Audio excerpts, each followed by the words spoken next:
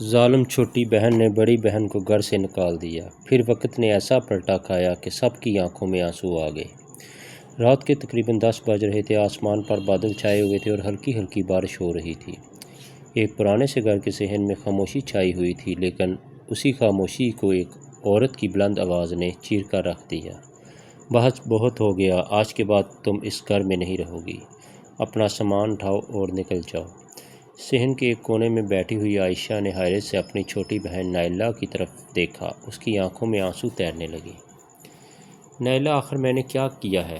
نائلہ غصے سے بولی۔ تم نے کیا کیا ہے؟ تم نے میرے گھر کا سکون برباد کر دیا ہے۔ ہر وقت تمہاری خدمت، تمہاری دعائیں، تمہاری ضرورتیں، میں کب تک برداشت کروں؟ عائشہ کے ہونٹ کانپنے لگے۔ لیکن یہ گھر صرف تمہارا نہیں، ہماری ماں کا گھر ہے۔ ابو کے جانے کے بعد ہم دونوں نے مل کر اسے سنبھالا تھا۔ نائلہ نے طنزیہ انداز میں ہنستے ہوئے کہا۔ وہ سب پرانی باتیں ہیں، اب حالات بدل چکے ہیں۔ یہ گھر میرے نام ہے اور مجھے فیصلہ کرنے کا پورا حق ہے۔ عائشہ نے اپنی آنکھیں جھکا لیں۔ اسے وہ دن یاد آنے لگے جب ان کے والد زندہ تھے۔ وہ اکثر دونوں بہنوں کو پاس بٹھا کر کہا کرتے تھے، بیٹو، دنیا میں سب رشتے دولت سے نہیں، محبت سے قائم رہتے ہیں۔ اگر کبھی ایک دوسرے کے کام آؤ تو سمجھنا تم نے اپنے باپ کا حق ادا کر دیا۔ عائشہ نے والد کی اس نصیحت کو اپنی زندگی کا اصل اصول بنا لیا تھا۔ والد کے انتقال کے بعد نائلہ کی شادی ہو گئی اور وہ اسی شہر میں رہنے لگی۔ عائشہ نے شادی نہیں کی، اس نے اپنی بیمار ماں کی خدمت کو اپنی زندگی کا بنا لیا۔ کئی سال تک اس نے ماں کے سرہانے بیٹھ کر راتیں گزاری، ماں کی دوا، کھانا، کپڑے، ڈاکٹر، ہر چیز کا خیال رکھا۔ پھر ایک دن ماں بھی دنیا سے رخصت ہو گئی۔ ماں کے انتقال کے بعد عائشہ بالکل تنہا ہو گئی۔ نائلہ نے بظاہر اسے اپنے ساتھ رکھ لیا، لیکن وقت کے ساتھ اس کا رویہ بدلنے لگا۔ پہلے وہ عائشہ سے محبت سے بات کرتی، پھر معمولی بات پر ناراض ہونے لگی۔ کبھی کہتی تم اتنا خرچ کیوں کرتی ہو، کبھی کہتی تمہیں ہر وقت دوا کیوں چاہیے، اور کبھی غصے میں آ کر کہہ دیتی اگر تمہیں یہاں رہنا ہے تو گھر کے سارے کام تمہیں کرنے ہوں گے۔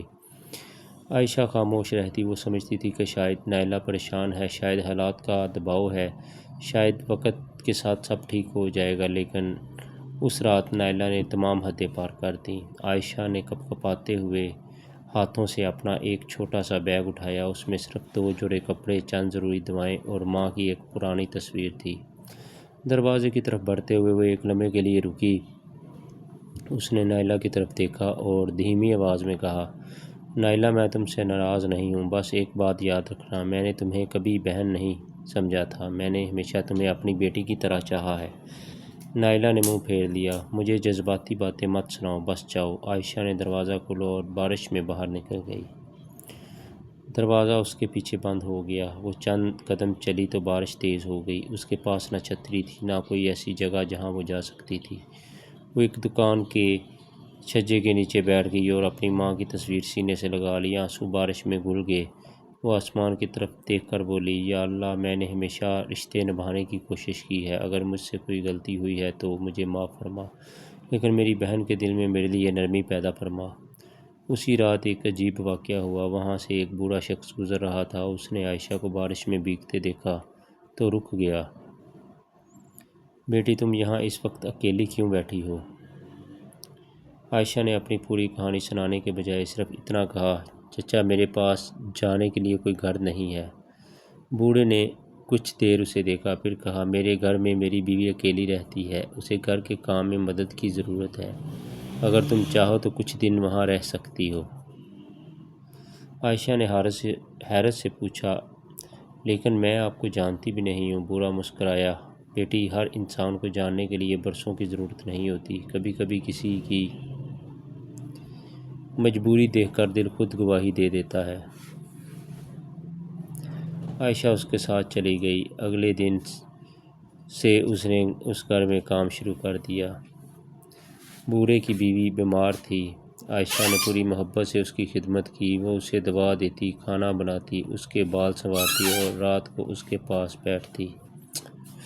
چند ہی ہفتوں میں وہ بوڑھی عورت عائشہ سے بے حد محبت کرنے لگی۔ ایک دن اس نے عائشہ کا ہاتھ پکڑ کر کہا، بیٹی، تم ملازمہ نہیں ہو، تم تو میرے لیے اللہ کی طرف سے بھیجی ہوئی بیٹی ہو۔ عائشہ کی آنکھوں میں آنسو آ گئے۔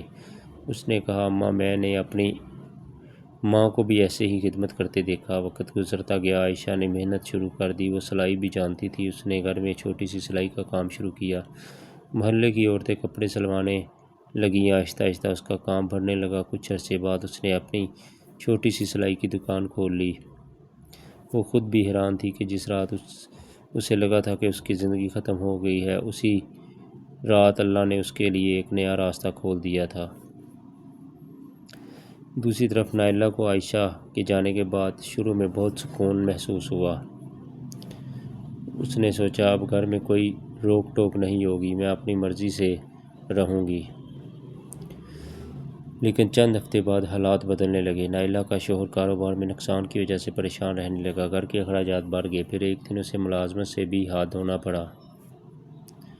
گھر میں جو کچھ جمع تھا وہ آہستہ آہستہ ختم ہونے لگا۔ نائلہ نے کئی لوگوں سے مدد مانگی،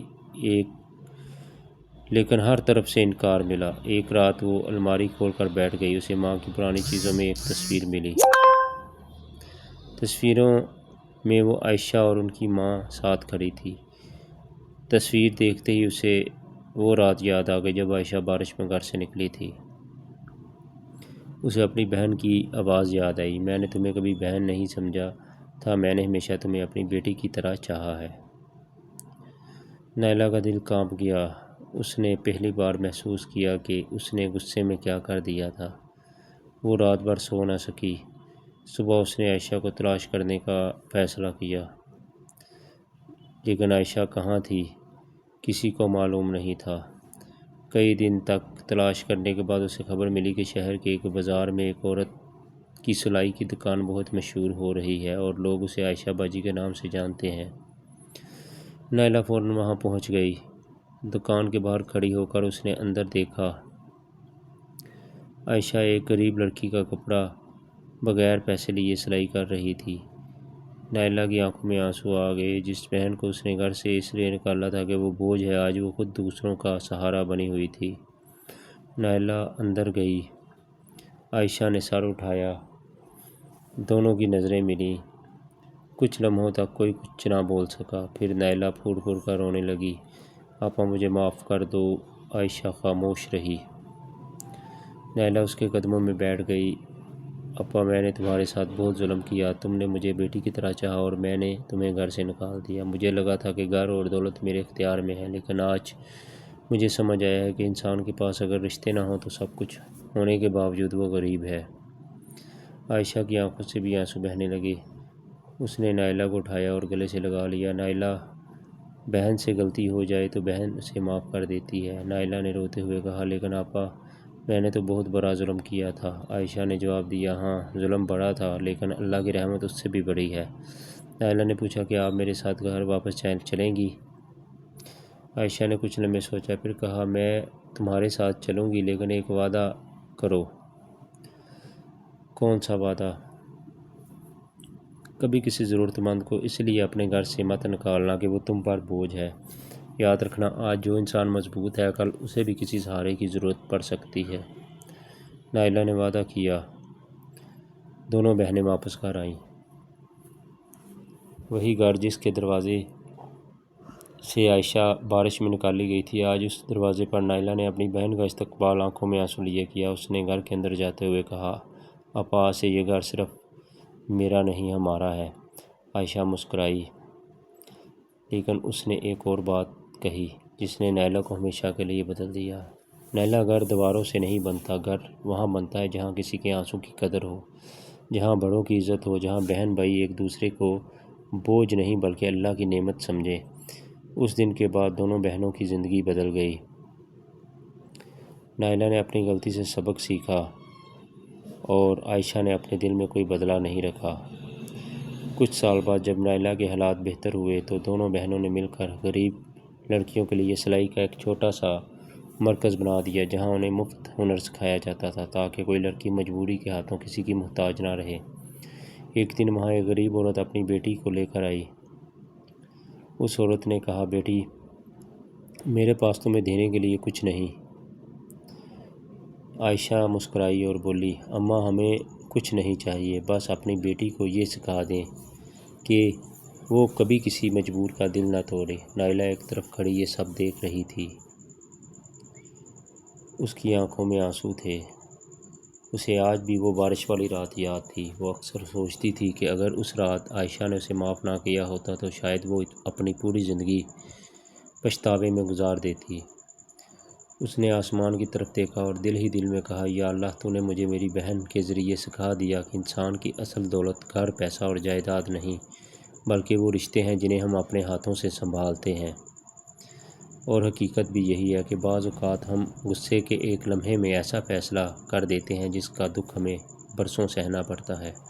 ہم اپنے سامنے موجود انسان کی قدر اس وقت نہیں کرتے جب وہ ہمارے پاس ہوتا ہے، اور جب وہ ہماری زندگی سے دور چلا جاتا ہے تو ہمیں احساس ہوتا ہے کہ وہ شخص ہمارے لیے کتنا قیمتی تھا۔ رشتے شیشے کی طرح ہوتے ہیں، ایک بار ٹوٹ جائیں تو جوڑ تو سکتے ہیں مگر ٹوٹنے کا نشان ہمیشہ باقی رہتا ہے۔ اس لیے اپنے والدین، بہن بھائیوں اور اپنے قریبی رشتوں کے ساتھ نرمی اختیار کریں۔ کسی کی خاموشی کو کمزوری نہ سمجھیں، کیونکہ بعض لوگ صرف اس لیے خاموش رہتے ہیں کہ وہ رشتہ توڑنا نہیں چاہتے۔ اور اگر کبھی آپ سے کسی کے ساتھ زیادتی ہو جائے تو معافی مانگنے میں دیر نہ کریں، کیونکہ وقت واپس نہیں آتا۔